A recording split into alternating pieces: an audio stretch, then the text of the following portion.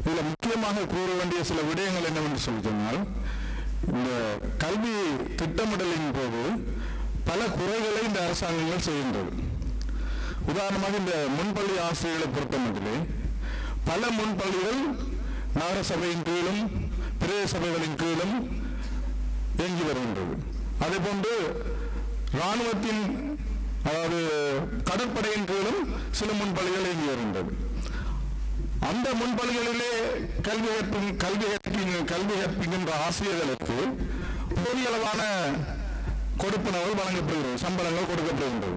உதாரணமாக நகர சபையின் கீழே 2 ஆசிரியர்கள் பணியாற்றுகின்றார்கள். அவர்களுக்கு 50,000 ரூபாய்க்கு மேலாக நிரந்தர நியமனம் வழங்கப்பட்டு அவர்களுக்கு கொடுப்பனவு வழங்கப்படுகின்றது. அதே போன்று பிரதேச சபைகளின் கீழ் இயங்குகின்ற முன்பள்ளிகளின் ஆசிரியர்களுக்கும் அதே போன்று கொடுப்பனவு வழங்கப்படுகின்றது.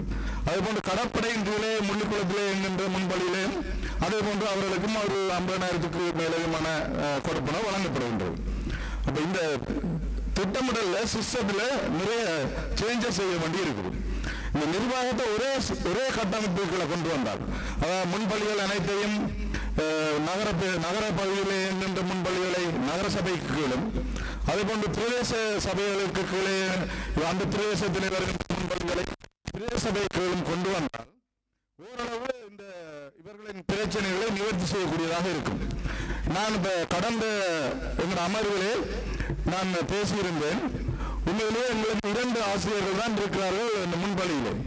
அவர்களுக்கான கொடுப்பனவு போதிய அளவு வழங்கப்படுகிறது. ஏனைய நகர பகுதிகளில் செயற்பட்டுக் கொண்டிருக்கின்ற முன்பள்ளிகளுக்கு அவ்வாறான கொடுப்பனவு வழங்கப்படுவதில்லை. எனவே நான் ஒரு முடிவை இந்த முறை எடுக்க இருக்கிறேன். இந்த வருகிற எதிர்வரும் பாதத்திலே பிரதானமான கிராமங்களிலே கூடுதலான பிள்ளைகளை வைத்திருக்கின்ற முன்பள்ளிகளை நகர சபையின் ஆலயங்கள் கொண்டு வருவதற்கான முடிவை நான் எடுத்திருக்கின்றேன். அப்போது நான் நினைக்கிறேன் ஒரு 5-6 ஆசிரியர்களை நகர சபையின் கீழே உள்வாங்க முடியும்.